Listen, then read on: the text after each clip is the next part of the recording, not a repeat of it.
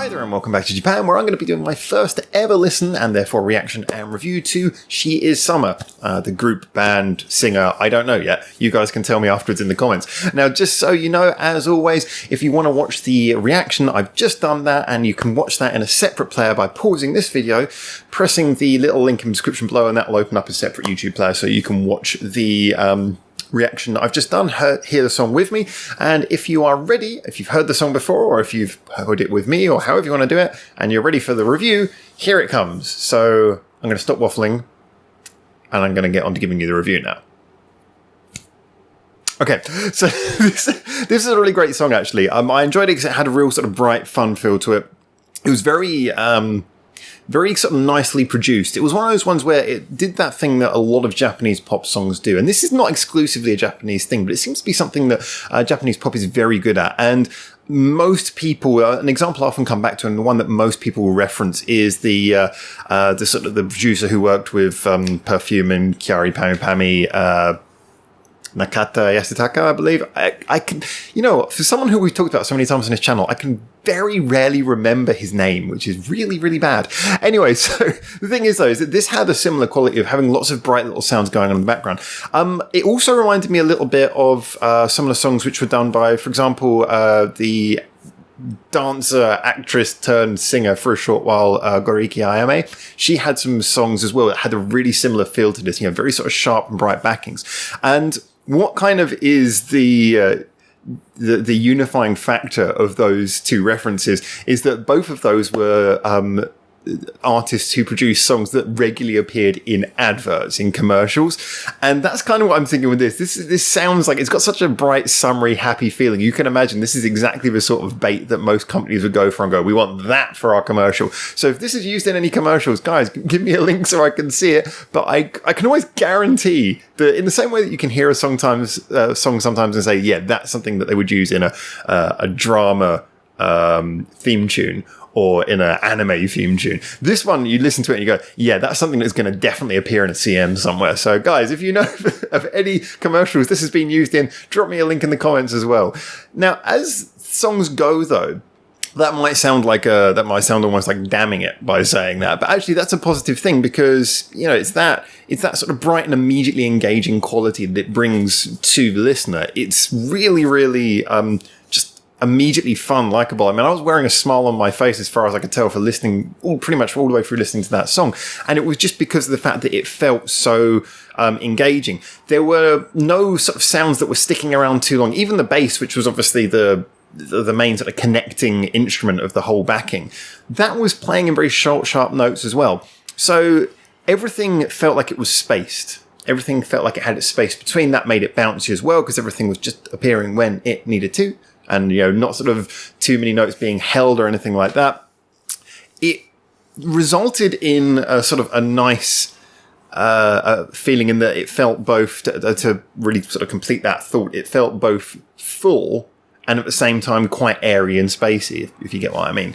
Now, one of the things that really helped with that as well is that the production, or the writers, or whoever really had this control over this, it might actually be the producer was also the writer as well, again, like with the Kyari Pam Pam stuff.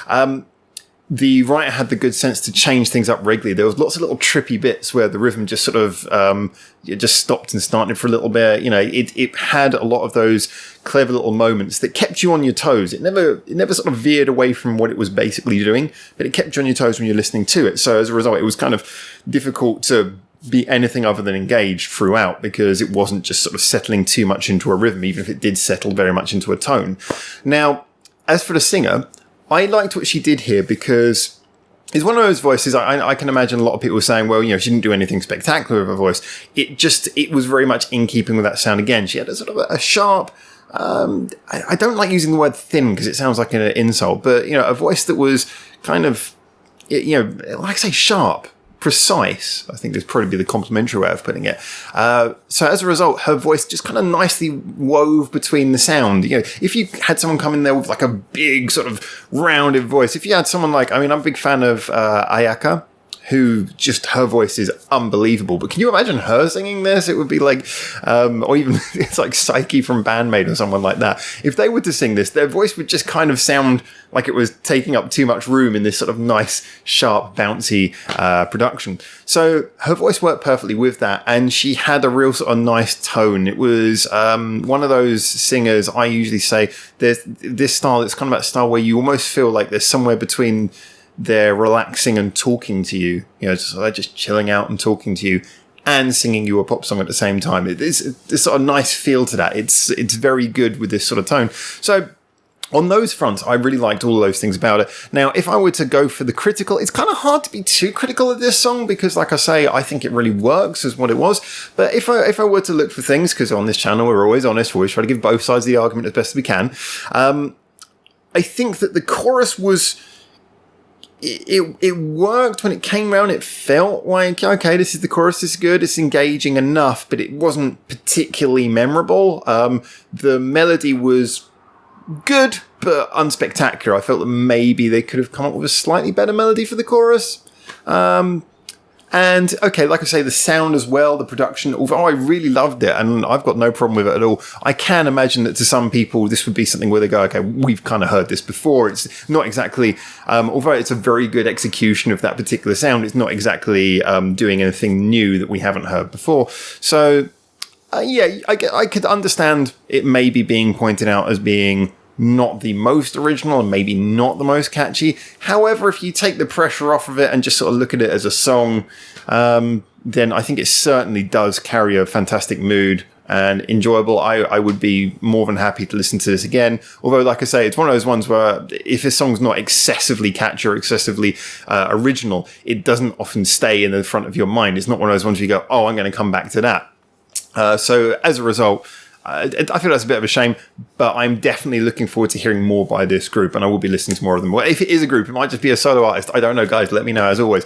And that's actually the point where you now can get in the comments, tell me what you think. Tell me if you agree, disagree, if you like this song, if you dislike this song, whatever you think, get in there and tell me. And as always, we've got all our social medias linked in the description below as well, so you can check out more places where we're having this discussion all the time, as well as our Patreon. Big thank you to you guys for supporting the channel, and a thank you to you to making it through to the end of this video. So, until I hopefully see you soon here in Japan on the next one, for now, I'm going to say ciao ciao.